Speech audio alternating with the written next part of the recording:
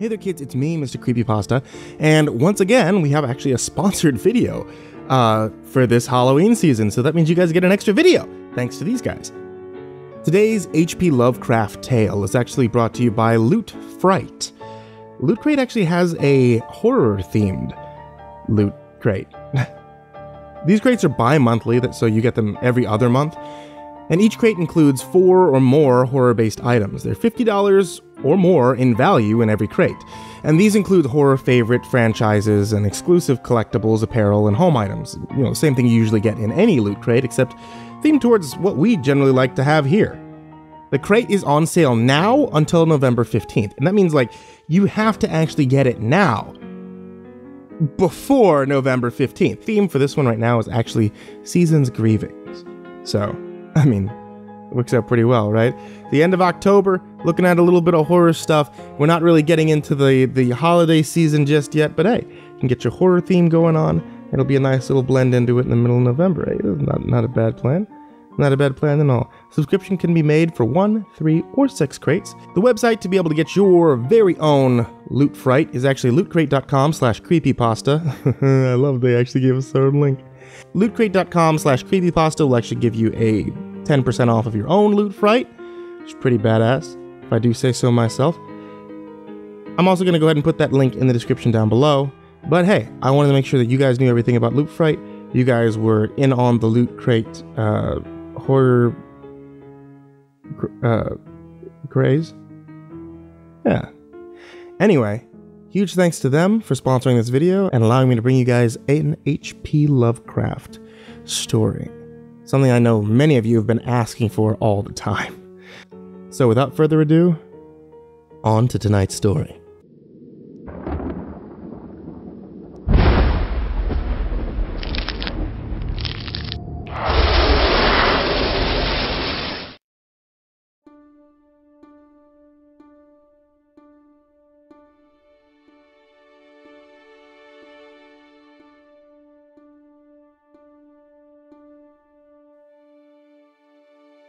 I am Basin Elton, keeper of the North Point light that my father and grandfather kept before me. Far from the shore stands the gray lighthouse above sunken slimy rocks that are seen when the tide is low, but unseen when the tide is high. Past that beacon for a century have swept the majestic barks of the 7 seas. In the days of my grandfather, there were many. In the days of my father, not so many. And now there are so few that I sometimes feel strangely alone, as though I were the last man on our planet. From far shores came those white-sailed argosies of old. From far eastern shores, where warm sun shines and sweet odors linger, about strange gardens and gay temples. The old captains of the sea came often to my grandfather and told him of these things, which in turn he told to my father, and my father told me in the long autumn evenings, when the wind howled eerily from the east. And I have read more of these things, and of many things beside, in the books men gave me when I was young and filled with wonder. But more wonderful than the lore of old men and the lore of books is the secret lore of ocean. Blue, green, gray, white, or black, smooth, ruffled, or mountainous, that ocean is not silent. All my days have I watched it and listened to it. I know it well.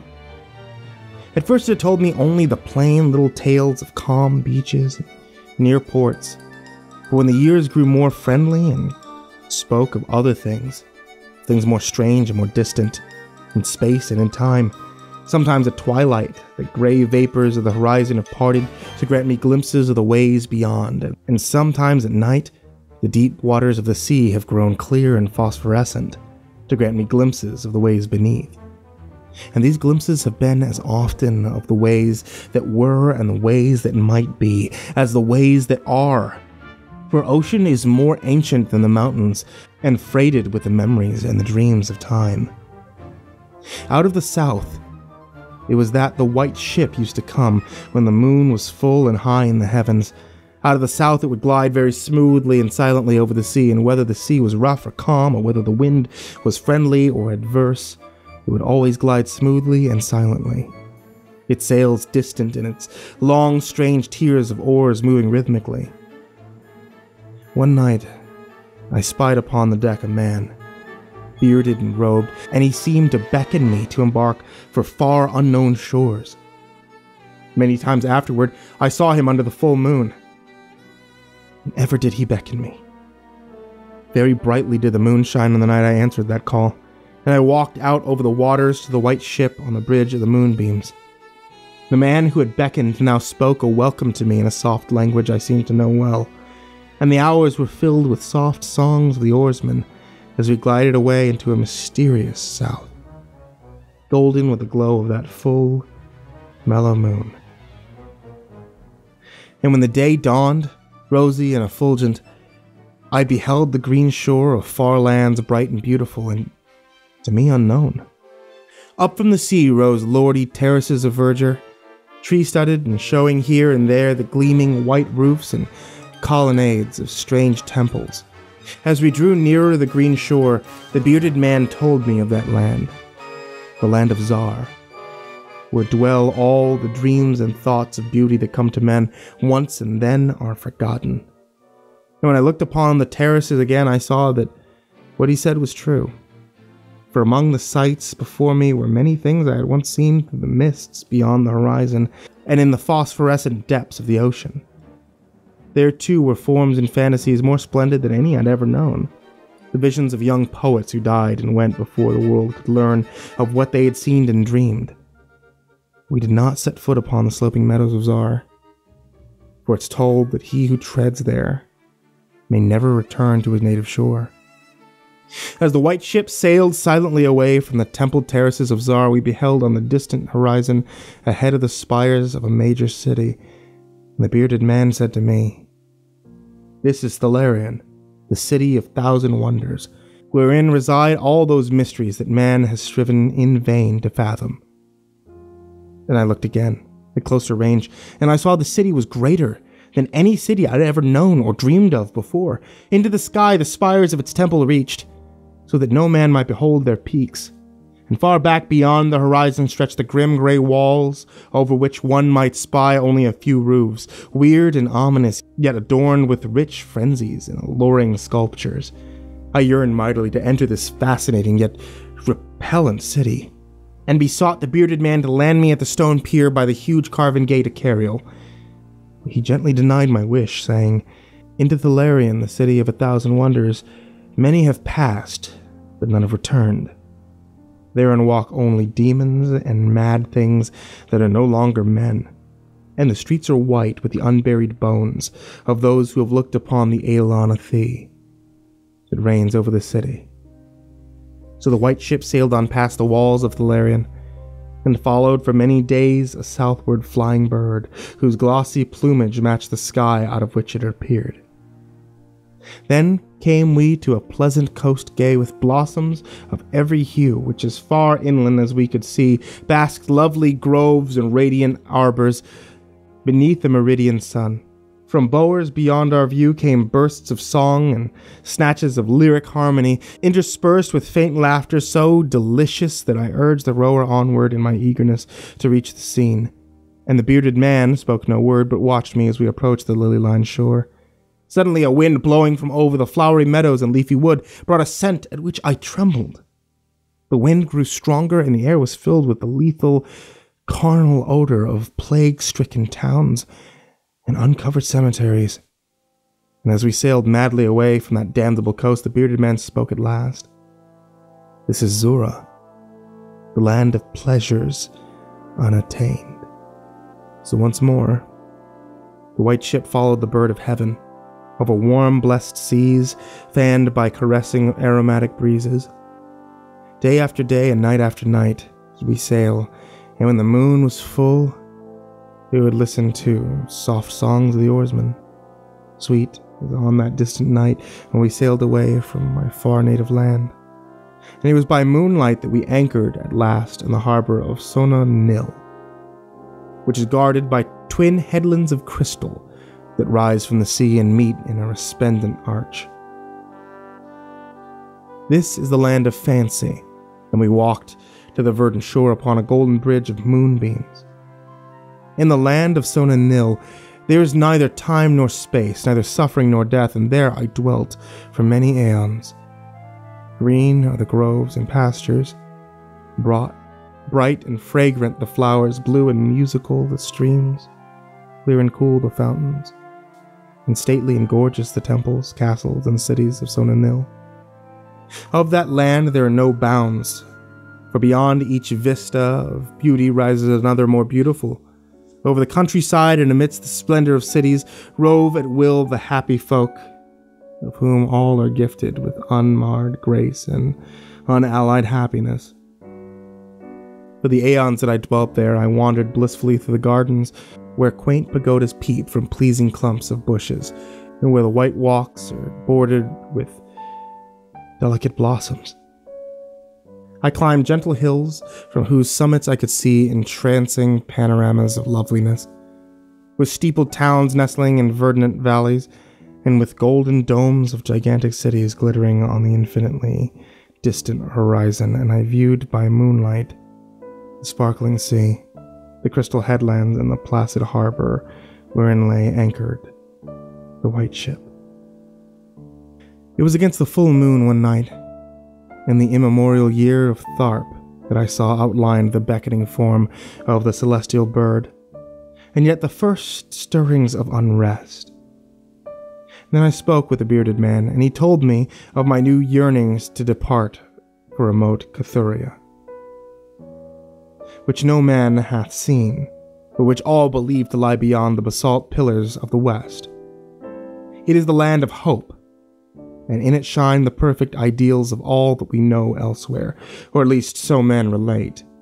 For the bearded man said to me, "Beware of those perilous seas, wherein men say Catharia lies. In Sona-Nil there is no pain nor death, but who can tell what lies beyond the basalt pillars of the west?" Nevertheless, at the next full moon, I boarded the white ship, and with the reluctant bearded man, left the happy harbor for untraveled seas.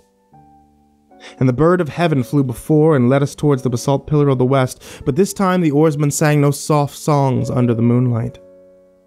In my mind I would often picture the unknown land of Catharia, with its splendid groves and palaces, and would wonder what new delights there await me. Catharia, I would say to myself, is the abode of gods and the land of unnumbered cities of gold. Its forests are of aloe and sandalwood, even as the fragrant groves of Cameron, and among the trees flutter gay birds sing with song. On the green and flowery mountains of Catharia stand temples of pink marble, rich with carven and painted glories, and having in their courtyards cool fountains of silver, where purl with ravishing music the scented waters that come from the grotto-born river Narg. And the cities of Catharia are cinctured with golden walls. Their pavements also are of gold, and in the garden of these cities are strange orchids, and perfumed lakes, whose beds are now of coral and amber. At night, the streets and gardens are lit with gay lanterns fashioned from the 3 colored shells of the tortoises, and here resound the soft notes of the singer and its lutenist. And the houses of the city of Catharia are all palaces, each built over a fragrant canal bearing the waters of the sacred Narg. Of marble are the houses, and roofed with glittering gold that reflects the rays of the sun and enhances the splendors of the city as blissful gods view them from distant peaks. Fairest of all is the palace of the great monarch, Dorib, who some say is a demigod and others a god. High is the palace of Dorib, and many are the turrets of marble upon its walls. In its wide halls many multitudes assemble, and here hang the trophies of the ages, and the roof is of pure gold set upon tall pillars of ruby and azure, and having such carven figures and gods and heroes, that he who looks up those heights seems to gaze upon the living Olympus. And the floor of the palace is of glass, under which flow the cunningly light waters of Narg, gay with the gowed fish not known beyond the bounds of lovely Catharia. This would I speak to myself of Catharia, but ever would the bearded man warn me to turn back to the happy shores of Sona-Nil, for Sona-Nil is known of men, while none hath ever beheld Catharia. And on the 31st day that we followed the bird, we beheld the basalt pillars of the west, shrouded in mist they were, so that no man might peer beyond them or see their summits, which indeed some say reach even to the heavens. And the bearded man again implored me to turn back, but I heeded him not. For from the mists beyond the basalt pillars I fancied there came the notes of singers and lutanists. So to the sound of melody the white ship sailed into the mist betwixt the basalt pillars of the west. And when the music ceased and the mist lifted, we beheld not the land of Sona-Nil, but a swift rushing, resistless sea, over which our helpless bark was borne towards some unknown goal. Soon to our ears came the distant thunder of waters falling, and to our eyes appeared on the far horizon ahead the titanic spray of a monstrous cataract. Within the oceans of the world dropped down to the abysmal nothingness, and did the bearded man say to me with tears on his cheeks, "We have rejected the beautiful land of Sona-Nil, which we may never behold again. The gods are greater than man, and they have conquered." And I closed my eyes before the crash that I knew would come, shutting out the sight of the celestial bird which flapped its mocking blue wings over the brink of the torrent. Out from that crash came darkness, and I heard the shrieking of men and those which were not men. From the east tempestuous winds arose and chilled me as I crouched on the slab of damp stone which had risen beneath my feet. Then I heard another crash, and opened my eyes and beheld myself upon the platform of that lighthouse from whence I had sailed so many eons ago. In the darkness below there loomed the vast blurred outlines of a vessel, breaking up on the cruel rocks, and I glanced over to the waist. I saw that the light had failed for the first time since my grandfather had assumed its care.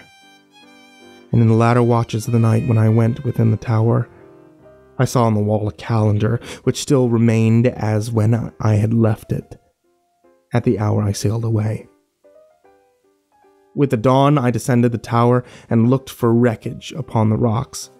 What I found was only this: a strange dead bird whose hue was as of the azure sky, and a single shattered spar of a whiteness greater than that of the wave tip or of the mountain snow. And thereafter the ocean told me its secrets no more. And though many times since has the moon shone full and high in the heavens, the white ship from the south came never again.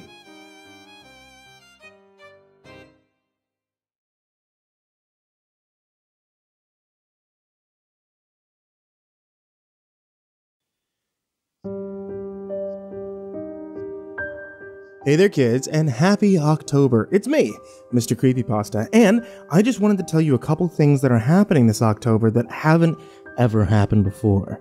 First off, if you take a look at the channel, you'll notice that I'm currently live. That's right, we started up doing a Halloween horror radio program. That means 24/7 without interruption, you'll be hearing creepypasta stories, read by yours truly. And as well as a few other guests that we've had on the channel before.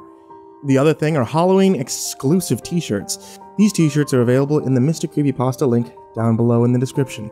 Actually, at any point if you want to check out the description, feel free to scroll down and see what kind of cool stuff's going on down there. Oh, and of course, the Halloween countdown starts on the 18th. Look forward to seeing you all. And sweet dreams.